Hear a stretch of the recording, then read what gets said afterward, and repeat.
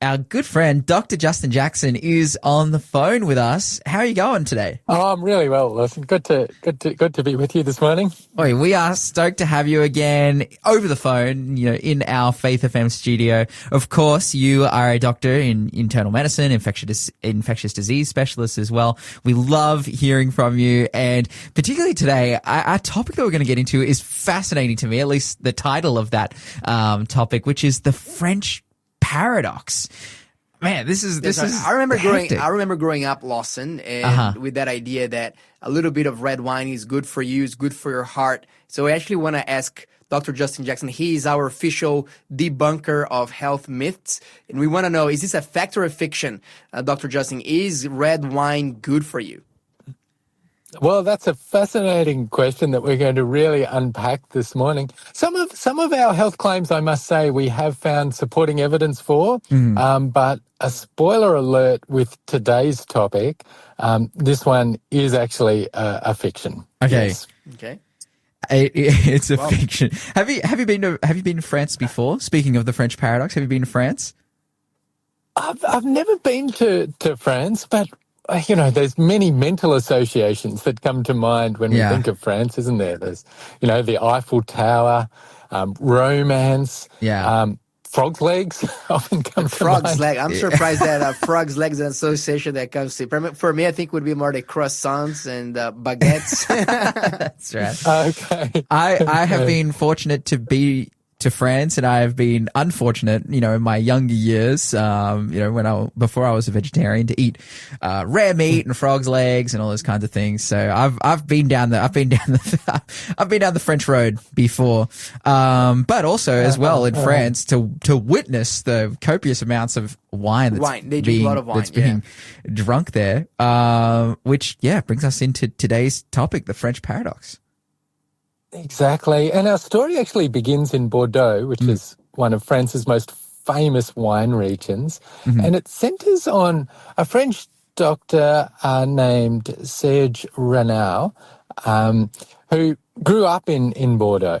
Okay, so I've been to Bordeaux before. It's beautiful. Like, it is a beautiful place, and as well, full of wineries and whatnot. So this French doctor, he's related to that. He is. He grew up near his grandfather's vineyard, and he later studied medicine in Bordeaux.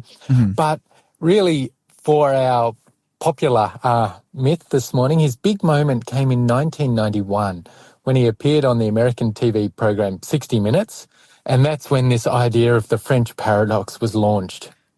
So what happened here? Like, how did he launch this idea? How did he convince everyone that, hey, drinking alcohol is actually good for you? It's a pretty famous 13 minutes, actually, and I went back and watched it in preparing for this talk. Certainly, the 1990s was different from our day and age. But the host, Morley Safer, opened the segment. Lawson, sounds a bit like you sitting in a French cafe with a menu in front of him there, and he's talking to a cardiologist, and they're going through the menu with all these fatty foods, the pate, the black pudding, the butter-laden dishes, the whole lot. And he poses the question, how is it possible that the French, who eat so much fat, have a third of the rate of heart disease than the Americans? The question's out there. This is the paradox. And then Renard and Safer, he interviews various people, of which Renard was one of the key figures in this interview, and suggested that the answer might lie in a glass of red wine. And so they went on to explain that wine could perhaps flush the arteries and prevent the platelets from adhering to the arteries, protect the heart. And you see there, Safer actually holding his glass of red wine, and he says the answer to the riddle, the explanation of the paradox, may lie in this inviting glass. Wow. Oh, this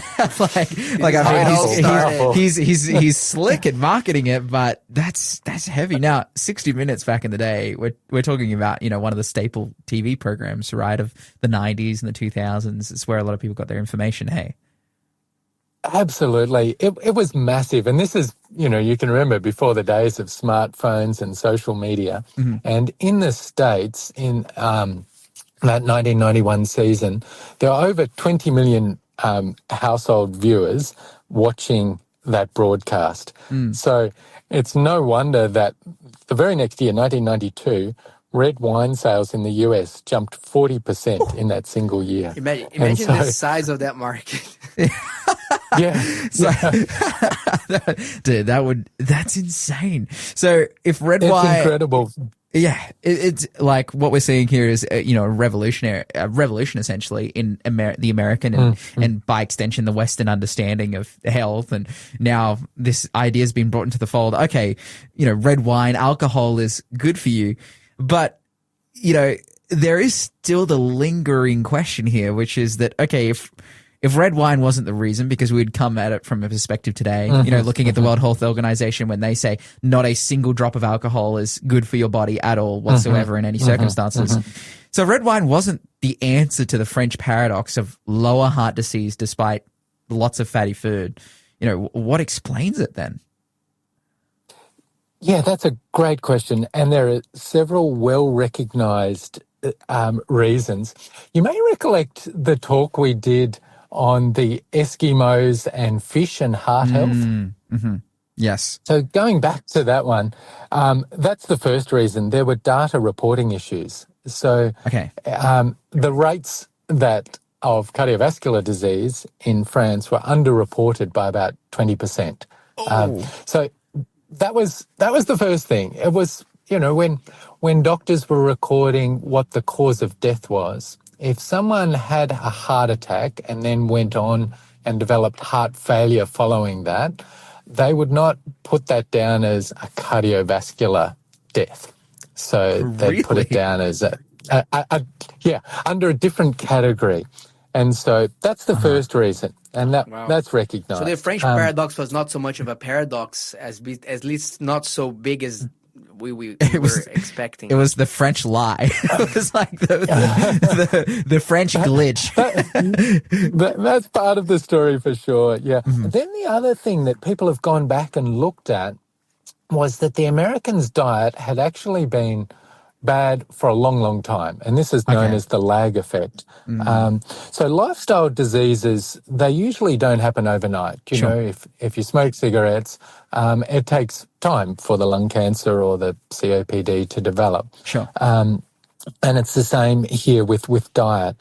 So that's the second reason.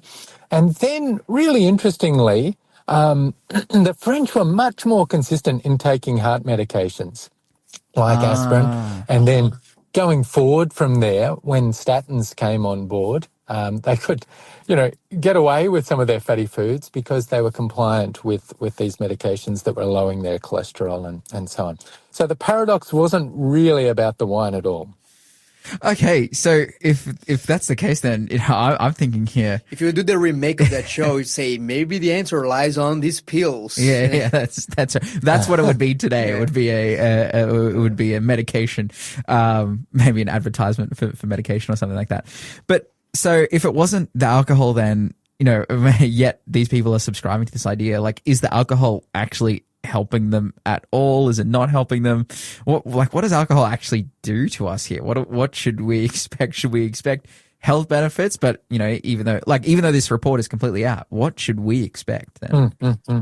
Yeah, well, alcohol is a toxin, a full stop, and it does not have, alcohol in itself does not have a health benefit, and so there's a few key points in relation to the heart. It's well recognized that alcohol will damage the heart muscle. And so obviously we require the heart to pump the blood, and the alcohol causes that heart muscle to become floppy and weak, resulting in heart failure, or a medical term is alcoholic cardiomyopathy. So clearly not good for the heart. The second really interesting one is electrical problems. So our heart has essentially electrical system tells it when to beat. And the top two chambers of the heart are known as the atria. There's a condition called atrial fibrillation where those chambers essentially do not contract in in a strong, forceful way, but rather in sort of in a fluttery, haphazard way, and that allows the blood to pool in them. And when blood pools, we know that it clots, and those clots can travel around the system. It's one of the major causes of strokes, in fact, the clot travelling from the heart, from these atria, up to the brain. So drinking alcohol is actually causing these things that increase cardiovascular disease and issues here. That's not. I don't think that's something that the French would want from that if they're trying to curb cardiovascular disease. So, absolutely not. So someone who and atrial fibrillation here, what you were saying, this irregular heartbeat, if they cut back on alcohol, would that help them? Well, here's where an Australian study that I'm proud to be an Australian, looked at in 2020, published in the very prestigious New England Journal of Medicine. And what they did was very simple. They just took 140 people who regularly drank, on average, 16 standard drinks a week, and they chopped them in half. 70 they randomised to quitting, and 70 they randomised to just carry on your drinking. Yeah. And what they found was that those that they dropped from 16 to an average of 2 standard drinks a week, so they did pretty well. And they spent half as much time in atrial fibrillation and had, 20% less actually went back into atrial fibrillation. So very, very significant results just over a 6-month period. Yeah, wow. So ultimately we're saying, hey, people with AF ultimately being able to... You can reclaim your heart's health back if you stop drinking alcohol. You can. Yeah. What about, sure. I heard about a thing called the J-curve, which is the idea that moderate drinkers live longer than non-drinkers. Is that truth? Yeah. No, look, that's largely been debunked. Older studies didn't separate lifetime abstainers from people who quit drinking due to poor health. So this is known as something as reverse causation. And I see it all the time on my rounds at the hospital. Say to people, do you drink alcohol? And they'll say, none, doc. And then I'll say to them, have you ever drunk alcohol? They say, yeah, I quit 2 weeks ago, before I got sick. And so that's one reason. The other reason is there's a healthy person bias. And so the kind of person that has a glass of red wine with their meal tends to be more affluent, tends to better access to healthcare, finances, etc. And so there's a lot of other factors other than the wine there that's really skewing that data. Yeah, wow. So ultimately here, with alcohol, it's not seeming like it's good for your heart. It's not seeming like it's good for your longevity in life either. And some of the studies that have been done to prove this don't seem to be actually coming to those conclusions.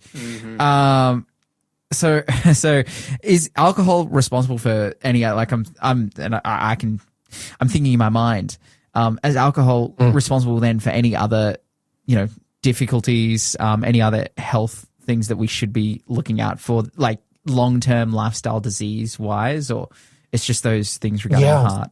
Look, one of the main things that I just want to bring to listeners' minds is cancer. Alcohol is classified as a group 1 carcinogen, same as asbestos and tobacco.